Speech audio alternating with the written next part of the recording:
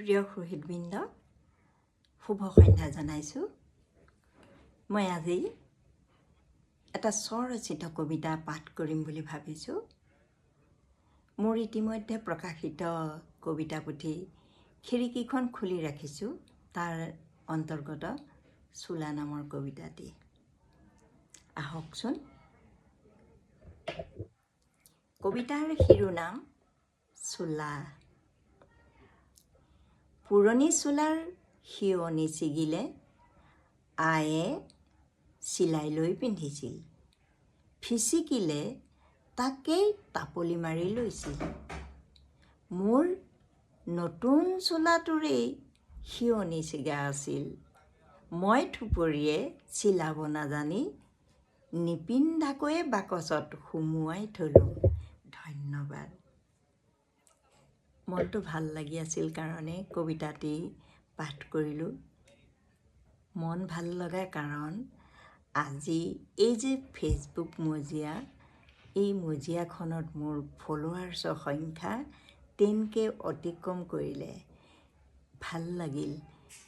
ভাল লাগিল মানে 10Kহে হৈছে, আনৰটো কিমান হয়। অৱশ্যে আমাৰ কাৰণে এয়াই বহুত। এইকাৰণে আমি বহুত কষ্ট কৰিব লগা হৈছিল 10K হ'বলৈ, কাৰণ আমি না গান গাব জানো, না নাচিব জানো, একোৰে যোগ্যতা নাই। অনুভৱটো কৰিব পাৰোঁ, অনুভৱৰ টুকুৰাবোৰ লিখি থোৱাকৈ আপোনালোকৰ আগত অৱগত কৰিলোঁ। এইকাৰণে এই বহুত কষ্ট কৰিবলগীয়া হৈছিল।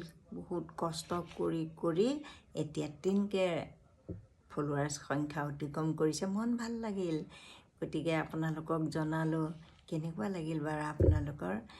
শুভেচ্ছা আপোনালোককো দিছোঁ, কাৰণ আপোনালোকে মোক সহায় নকৰাহেঁতেন, আপোনালোকে মোক আগুৱাই ননাহেঁতেন কেনেকৈ মই এইখন মজিয়াত বাচি থাকিলোঁহেঁতেন।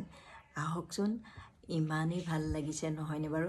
আমাৰ দিনত নাছিল মোবাইল, নাছিল টিভি, একোৰে আমি যোগাযোগৰ ব্যৱস্থা একো নাছিল। সেয়ে আমাৰ সেই যে স্নাতক ডিগ্ৰী লোৱাৰ পাছত আমাৰ সহপাঠীবোৰৰ লগতে আমাৰ চিনাকি মানে যোগাযোগৰ ব্যৱস্থা নোহোৱা হৈ পৰিছিল। আৰু এতিয়া এই ফেচবুক মজিয়াখনে আমাক ওচৰ চপাই আনিছে, সেই কিমান ভাল লাগে নহয়নে বাৰু? গতিকে আমাৰ সেই যে স্নাতক ডিগ্ৰী উত্তীৰ্ণ হোৱাৰ পাছতে আমি আমাৰ সহপাঠীবোৰক এৰিছিলোঁ, আকৌ আমি এতিয়া ফেচবুক মজিয়াত পাই পেলাই আমাৰ সেই দিনলৈ আমি ঢাপলি মাৰি যোৱা নিচিনা লাগিছে। সেয়ে ভাল লাগে নহয়নে বাৰু? সেয়ে আজি মোৰ মনটো ভাল লাগিছে। আহক আমি সকলোৱে হাতে হাত ধৰি আগুৱাই যাওঁ। ধন্যবাদ। শুভৰাত্ৰি।